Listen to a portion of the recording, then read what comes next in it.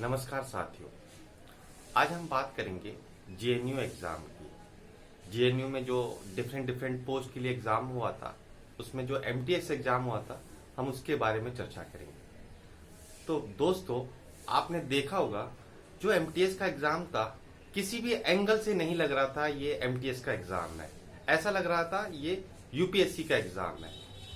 कहने को क्वेश्चन जो थे इसमें 150, पर वो 150 नहीं थे, ऐसा लगा था 450 या 500 क्वेश्चन है। ये मजाक हो रहा है, ये एग्जाम ले रहे हैं। और क्वेश्चन का लेवल, मतलब आपने कितने एग्जाम दिए होंगे, पर किसी भी एग्जाम में ऐसे क्वेश्चन नहीं देखे होंगे। पता नहीं क्या चाहती है ना।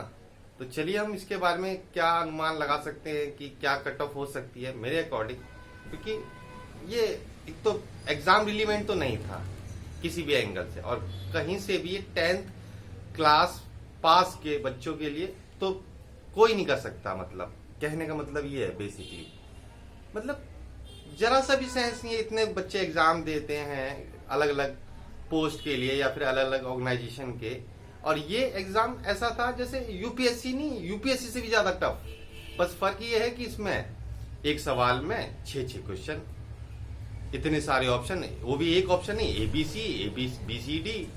मतलब क्या था समझ में नहीं आया मुझे खुद पर्सनली बताऊं तो।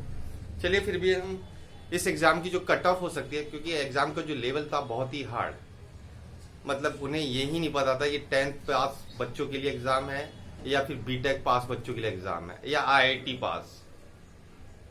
क्योंकि ग्रेजुएशन पास वाले बच्चों के लिए भी ये एग्जाम कर पाना बहुत मुश्किल था।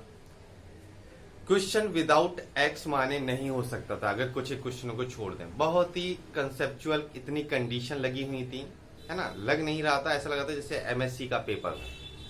उसी के आधार पर दोस्तों हम बात करेंगे कट ऑफ की, कि कट ऑफ क्या हो सकती है ना। यूआर, ओबीसी और SC एंड ST। तो फ्रेंड्स, जैसे हमें पता है इसमें जो वैकेंसी थी वो 79 थी। वैकेंसी इतनी कम है और उसके लिए आप ऐसा एग्जाम बना रहे हो 10th पास के लिए, तो ये कहीं से भी जस्टिफाई नहीं कर सकता, है ना। फिर भी चलिए हम अनुमान लगाते हैं फ्रेंड्स। इसमें जो क्वेश्चन थे 150 थे, है ना। आपको जैसे पता है हर एक एग्जाम में 150 क्वेश्चन थे इसमें।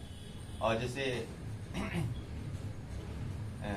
आपका जीएस पोर्शन था, रीजनिंग पोर्शन था, है ना। मैथ मान लो या क्वांट मान लो, है ना। क्वांट, इंग्लिश या हिंदी, है ना, इंग्लिश या हिंदी या फिर कंप्यूटर। तो फ्रेंड्स, जैसे हमें पता है जीएस में आपके 30 सवाल थे, रीजनिंग में 35, मैथ में 35, इंग्लिश या हिंदी में 30 और कंप्यूटर में 20।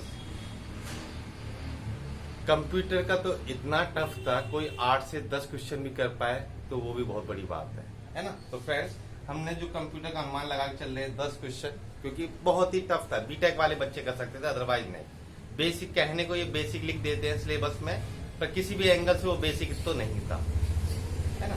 तो अगर 10 क्वेश्चन करके आए हैं आप तो ठीक है, थोड़ा बहुत। इंग्लिश में आप मान सकते हैं 25, है ना, 25 के करीब, क्योंकि इंग्लिश भी इतना इजी नहीं थी, या फिर हिंदी बहुत ही डेप्थ में पूछा हुआ था। मतलब मैं कंपेयर कर रहा हूँ 10th पास के लिए, क्योंकि जो इसकी योग्यता रखी गई है 10th पास रखी गई है। मैथ तो पूछो ही मत, क्या था मैथ, है ना। इसमें फिर भी फ्रेंड्स आप अगर 20 to 25 कर रहे हैं तो बहुत अच्छा है।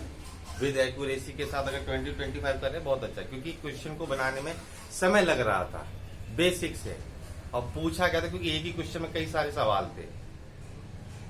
रीजनिंग भी फ्रेंड्स ऐसा ही था, क्योंकि हर एक क्वेश्चन ऐसा ही था। इसमें भी मैं यही कहूंगा 25 to 30 के बीच में। और जीएस में अगर आप 20 से 25 के बीच में हैं तो आप इन्हें जोड़ सकते हैं फ्रेंड्स, है ना। 25, 50, 70, 90, ये 100 हो गए। ये 100 भी इसलिए है क्योंकि हम वैकेंसी 79 है ना।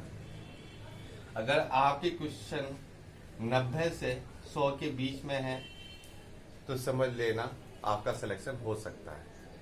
ठीक है फ्रेंड्स, ये मेरे अकॉर्डिंग है, और मुझे लगता है क्योंकि मैं काफी एग्जामों पर नजर रखता हूँ, हर एग्जाम के पैटर्न को एनालाइज करता हूँ, इसलिए इस बेसिस पर मैं ये बात कह पा रहा हूँ फ्रेंड्स, ना। आप खुद भी समझ सकते हैं कि एग्जाम का लेवल क्या था। तो 90 to 100 है ना, ये 85 to 90, और ये आपका मान लो 80 to 85, है ना। ये भी सच बताऊं तो ज्यादा ही है, बस ये है कि वैकेंसी 79 है ना। मोस्टली बच्चे तुक्के मार के आते हैं तो फिट बैठ ही सकता है। इतने लाखों लोगों ने एग्जाम दिया, आपको भी पता है, कम से कम 1 से 2 लाख के बीच में तो बच्चों ने फॉर्म फिल किए ही हैं। तो ठीक है फ्रेंड्स, आप अपने एग्जाम की तैयारी करते रहिए, बाकी देखते हैं क्या होता है क्या नहीं, जब रिजल्ट आता है। आंसर की इसकी 4 से 5 दिन में आ ही जाएगी। ठीक है फ्रेंड्स, मेरे चैनल को सब्सक्राइब कीजिए। नमस्कार।